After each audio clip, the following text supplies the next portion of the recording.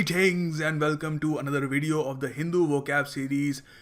Let's not waste any more time because it's already quite late and just begin. आज का पहला शब्द है नॉस्टैल्जिया. इसका मतलब होता है एक बीते वक्त की याद. बहुत ही सुंदर शब्द है actually, one of my favourite words. English में हम कह सकते हैं एन एक्सेसिवली सेंटिमेंटल, एक बहुत ही सेंटिमेंटल यर्निंग, एक इच्छा एक बीते हुए समय की. जब ऑफ कोर्स जो इंडिविजुअल उस समय के बारे में सोच रहा है वो ये मानता है कि उस वक्त खुशियाँ ज़्यादा थी, एक अच्छा समय था वो. फॉर एग्ज़ाम्पल यहाँ पर ये फ़ोटो आप देख सकते हैं कि दोनों बुज़ुर्ग शायद कभी याद कर रहे हैं कि जब उनके यूथफुल डेज थे वो एक ज़रा अच्छा समय था. यहाँ पे द हिंदू में इसको आज यूज़ किया गया है. आपको पता है नोकिया का 3310 जो उनका फ़ोन था वो उसको वापस लॉन्च करने वाले हैं क्योंकि एक ज़माने में बहुत ही एक आइकॉनिक फ़ोन था. तो यहाँ पर कह रहे हैं कि जो कंपनी है Nokia, it is betting on nostalgia. वो सोच रही है कि शायद लोग नॉस्टैल्जिया की वजह से भी वो फ़ोन जब वो फिर से लॉन्च करेंगे उसको ख़रीदेंगे. क्योंकि आई थिंक जब इंडिया में सबसे पहले मोबाइल फ़ोन्स आए तो सबसे पहले जब किसी के पास फ़ोन आया होगा तो ऐसा ही फ़ोन होगा नोकिया का. बहुत ही स्ट्रॉन्ग था, स्टर्डी था. तो वो कंपनी मान रही है कि शायद उस नॉस्टैल्जिया, शायद उस बीते हुए वक्त की याद की वजह से ही लोग हमारे फ़ोन ख़रीद लेंगे. थोड़ा उनको दे माइट फील नॉस्टैल्जिक. अच्छा, नॉस्टैल्जिया तो एक नाउन हो गया. हम इसको सेंटेंस में कैसे यूज़ कर सकते हैं? देखिए, पहले तो हम इसको एज एन एडजेक्टिव यूज़ करेंगे. The older fans of the original television series are willing to watch today's reboot simply for nostalgic reasons. Reboot होता है फॉर एग्जांपल रीमेक कह लीजिए. तो यहाँ पर ये जो ओरिजिनल टेलीविज़न सीरीज़ के जो फ़ैन थे वो जो रीबूट होगा वो सिर्फ इसलिए देखेंगे कि नॉस्टैल्जिक रीज़न से, क्योंकि उनको बीते वक्त की याद दिलाता है. फॉर एग्जांपल फ्रेंड्स जो टीवी शो था, जो भी लोग देखते हैं, मुझे पता नहीं कितने लोग देखते होंगे यहाँ पर, बट एक ज़माने में काफ़ी पॉपुलर टीवी शो था. आज भी उसके रीरन्स आते हैं, लोग देखते हैं इसलिए नहीं क्योंकि बहुत ही अच्छा टीवी शो था, प्राइमरीली क्योंकि वो उनको एक बीते हुए वक्त की याद दिलाता है. It makes them nostalgic. उसके अलावा हम ये भी कह सकते हैं the nostalgic commercial made me remember the first time my parents bot me a toy.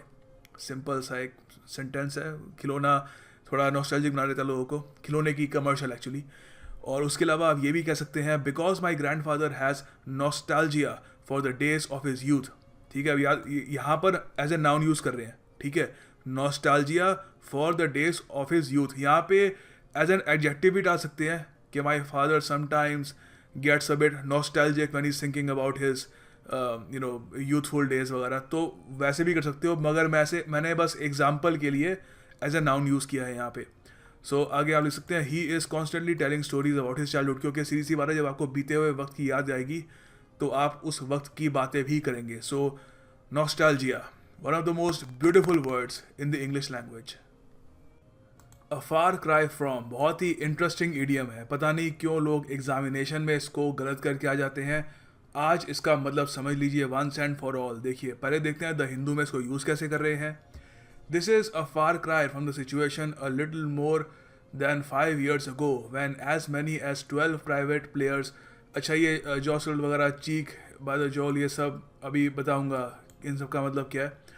देखो, यहाँ पर बात कर रहे हैं कि पहले तो इसका मतलब समझ लो. इसका मतलब होता है बहुत ही अलग होना, एकदम अलग. तो कह रहे हैं जो आज स्थिति है वो 5 साल पहले जो हमारी टेली कम्युनिकेशन इंडस्ट्री में जो स्थिति थी उस वक्त, उससे काफ़ी अलग है, एकदम अलग है. तो अ फार क्राई फ्रॉम को हम सेंटेंस में भी यूज़ कर सकते हैं अलग अलग तरीके से. This flat is a far cry from the house they had before. ये जो फ्लैट अभी उनके पास है बहुत अलग है उस घर से जिसमें वो पहले रहते थे. अगला सेंटेंस है what you did was a far cry from what you said you are going to do. जो आपने कहा कि मैं करूँगा वो बहुत ही एकदम अलग है from what you are doing. And आप ये भी कह सकते हो what demonetization promised was a far cry from what it actually accomplish, या डिलीवर भी कह सकते हो. यहाँ पे डिलीवर्ड ज़्यादा एप्ट रहेगा. सो आप यहाँ पे कह सकते हैं कि यही है कि डिमोनेटाइजेशन में लोग जो प्रॉमिस कर रहे थे जो हो जाएगा, इतना काला दिन वापस आएगा, वो नहीं आया. और जो अकॉम्प्लिश करने का वो प्रॉमिस कर रहा था, it was a far cry from that. बहुत ही एकदम अलग था उससे. देखिए अगला शब्द है jostled. As a verb use कर रहे हैं यहाँ पर। द हिंदू में यही कह रहे हैं कि जो 12 प्राइवेट प्लेयर्स थे जो इनिशियली इंडियन टेलीकम्युनिकेशन मार्केट में उतरे, वो आपस में जसल कर रहे थे। इसका मतलब होता है टू कम्पीट। आपस में जो प्रतिद्वंदी होते हैं वो कम्पीट करते हैं, जसल करते हैं। इसका एक दूसरा मतलब भी है टू नॉक और पुश रफली against someone in order to move past them. किसी के आगे निकलने के लिए उनको रफली पुश करना या थोड़ा बहुत धक्का देना। और सेंटेंस भी बना सकते हैं आप इसका, बहुत ही बढ़िया सेंटेंस है। Photographers jostled and shoved to get a better view of the new president. Photographers भी झुंड में आते हैं तो काफ़ी वहाँ पर भी एक दूसरे को जसल करते हैं ताकि वो ज़रा आगे आ सके और बढ़िया फ़ोटो खींच सके। और बैंक्स भी जसल करते हैं नए कस्टमर्स के लिए। और ये भी आप कह सकते हैं the reality show contestants will jostle to win $1 million। आपने देखा होगा रोडीज़ वगैरह वहाँ पर भी काफ़ी जसलिंग होती है, काफ़ी एक दूसरे से कम्पीट कर रहे होते हैं और एक दूसरे को धक्का देने की कोशिश करते हैं ताकि अब वो आगे निकल सके। सो याद रखिएगा जसल बहुत ही इंपॉर्टेंट वर्ड है। आगे देखिए एक और बहुत ही इंटरेस्टिंग इडियम है चीक बाय जाउल। यहाँ पर इसका मतलब है कि बहुत ही चिपक कर रहना, बहुत ही बहुत ही ज़्यादा क्लोज रहना। अब यहाँ पर इन अ पॉजिटिव वे यूज़ नहीं कर रहे, यहाँ पे कह रहे हैं जो 12 प्राइवेट प्लेयर थे वो जसल करते रहे चीक बाय जाउल, बहुत ही आपस में क्लोज रहकर। क्योंकि आपको पता है इंडियन टेलीकम्युनिकेशन इंडस्ट्री उस वक्त बूम कर रही थी, स्पेस कम था, प्लेयर्स बहुत ज़्यादा थे, तो देवर चीक बाय जाउल, बहुत ही आपस में क्लोज टुगेदर थे। साइड बाय साइड भी कह सकते हो आप। सेंटेंसेस देखते हैं क्या बना सकते हैं हम इसके। They lived cheek by jowl in a 1-room flat before they move to their new mansion. अपने नए मैंशन में मूव करने से पहले एक छोटे से अपार्टमेंट में रहते थे, जहाँ पर ऑफकोर्स छोटा अपार्टमेंट होगा तो they lived very close cheek by jowl. और यहाँ पे ये भी कह सकते हो pedestrians had to walk cheek by jowl along the narrow streets. जहाँ पे गलियाँ बहुत तंग होती है वहाँ पे पेडेस्ट्रियंस भी बहुत ही क्लोजली टुगेदर, ऑलमोस्ट उनके शोल्डर्स रब कर रहे होते हैं एक दूसरे से, वैसे चलते हैं। तो याद रखिएगा चीक बाय जाउल, ये भी बहुत ही एक इंपॉर्टेंट इडियम है, एग्जामिनेशन में आने की प्रोबेबिलिटी काफ़ी अच्छी है। आगे देखिए उसी पैराग्राफ में एक शब्द है वाइड। वाइड का मतलब होता है कम्पीट करना या to compete with other people to achieve और टू गेट समथिंग, उनसे झगड़ना कुछ पाने के लिए। जी हाँ, ये जसल का सिनोनिम है वाइड, तो याद रखने में आपको आसानी होगी। एक ही जगह हमने दोनों पढ़े हैं, जसल्ड और वाइड दोनों सिनोनिम है। इस पे भी हम सेंटेंस ऐसे बना सकते हैं, they are vying to win the championship for the 3rd year in a row. लगातार तीसरे साल वो चैम्पियनशिप जीतने के लिए कम्पीट कर रहे हैं, झगड़ रहे हैं एक दूसरे से। सो याद रखिएगा वाइड वर्ब है। देखिए अगला शब्द है विस्टफुल। ये सिनोनिम है नॉस्टैल्जिक। जो नॉस्टैल्जिक का मीनिंग है ऑलमोस्ट वही मीनिंग विस्टफुल का है।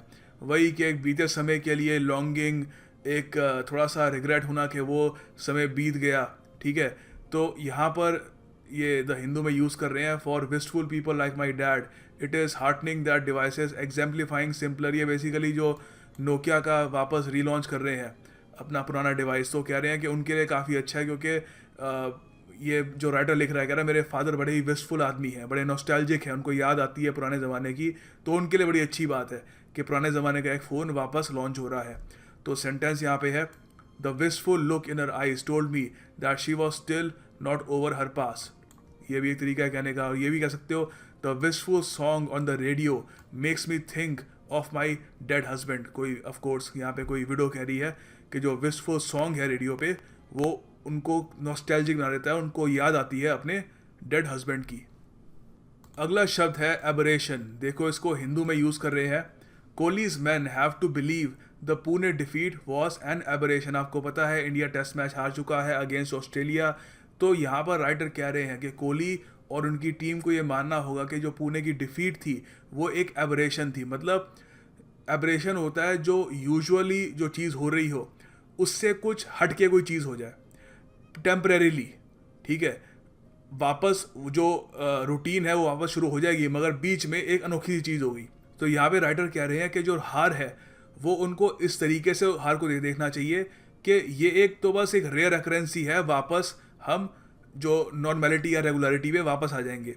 तो यहाँ पर ये इसको हम सेंटेंस में यूज़ कर सकते हैं despite aberrations we are still by and large a secular state. India के लिए आप कह सकते हैं, हालांकि कुछ किस्से हुए हैं जिससे हमारी सेकुलर क्रेडेंशियल्स पे सवाल उठ सकते हैं, मगर तब भी बाय एंड लार्ज हम आज भी एक सेकुलर स्टेट हैं, क्योंकि जो किस्से हुए हैं वो एबिरेशंस थे, जो एक टिपिकल एक जो फ्लो होता है उससे थोड़ा हट के थोड़ी थोड़ी चीज़ थी, अनएक्सपेक्टेड थोड़ी चीज़ थी।